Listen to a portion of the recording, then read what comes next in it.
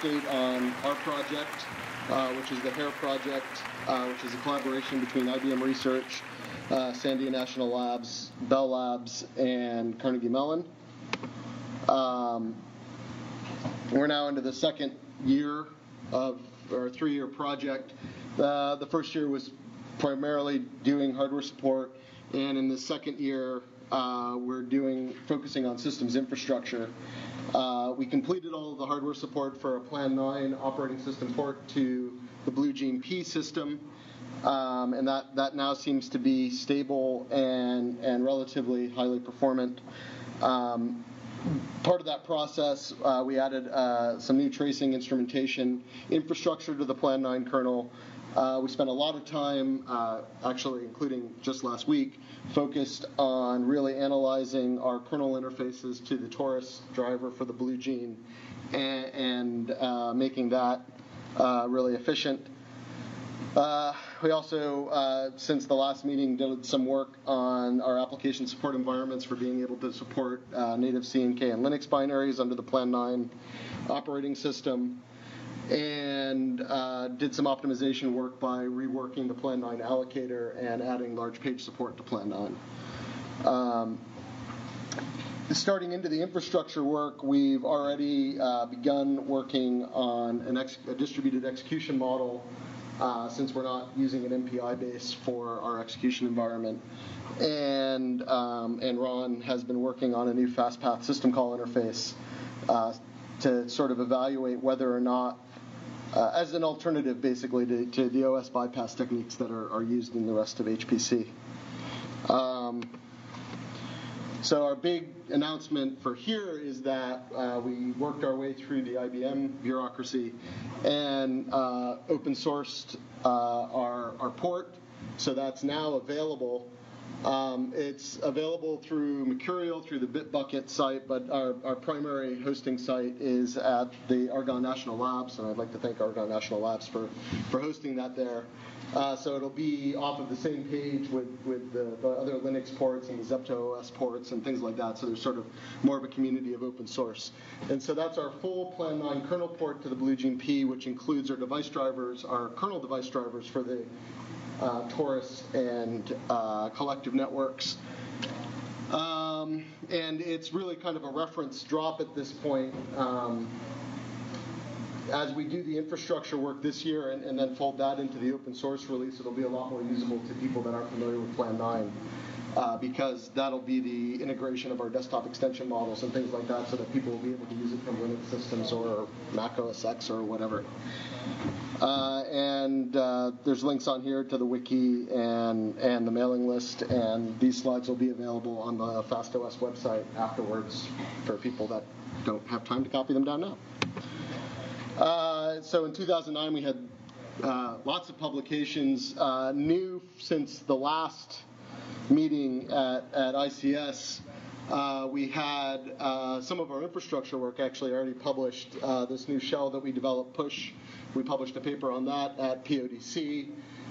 We also talked about our unified execution model, which is our new distributed execution model infrastructure, at Lattice, which was a workshop at SOSP. And we had a couple of papers on our tracing methodology and our system called FastPath currying process, which were presented at the Plan 9 workshop.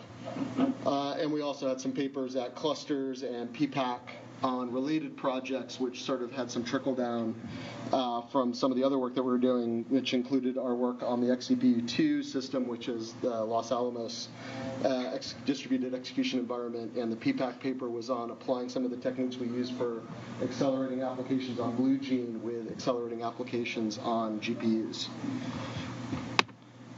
So, as I said, our real focus this next year is going to be on more of the infrastructure. Now that we have the kernel foundation built, we're really going to be focusing on infrastructure, including deploying a distributed file system into the compute node cores on the Blue Gene, getting our execution model right, and optimizing communication protocols for the Blue Gene high-performance networks, as well as building out our aggregated infrastructure that we talked about at the MTAGS workshop last year at SuperComputing.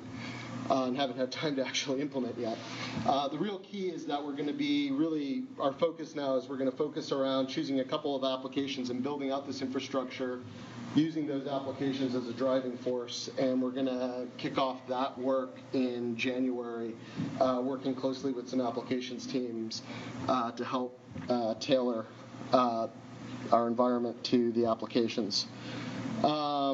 And the other thing that we're going to be focused on is we're going to continue looking at our instrumentation enhancements for doing distributed monitoring, including integration of hardware and software performance counters, improving our tracing support to make it a little bit lower overhead and a little bit more accurate, and being able to scale these monitoring and tracing infrastructures up to full-scale machine like Intrepid.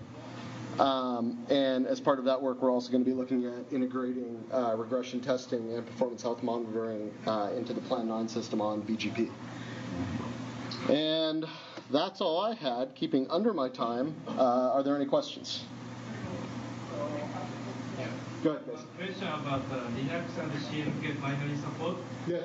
So that's obviously, I think, the system calls the different. Yes. So what Ron did most of this work, but so I can't go and I don't know that I'll be able to answer a detailed question.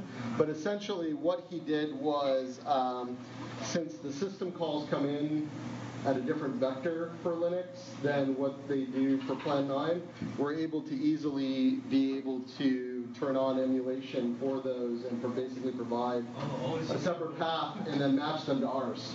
And CNK is a little bit easier. I think the Linux support is somewhat abbreviated at this point. But like most CNK, we could run standard vanilla CNK binaries at this point, and some subset of Linux binaries. And basically, we're going to use whatever applications we choose to sort of drive those emulation decisions. And what that lets us do is that lets us use the XLC or GCC optimized compilers for the application and run it under Plan 9. And I mean, the eventual environment here that we're talking about for people that haven't seen the talks before is essentially Plan 9 will be sort of this transparent extension to your sort of existing environment. So you'll be able to sit on your Linux box or your OS X box or whatever and build your application there and execute it sort of transparently on the Blue Gene in the back end. So while Plan 9 is sort of the runtime environment that's running on the Blue Gene, your development environment can remain whatever you're comfortable with.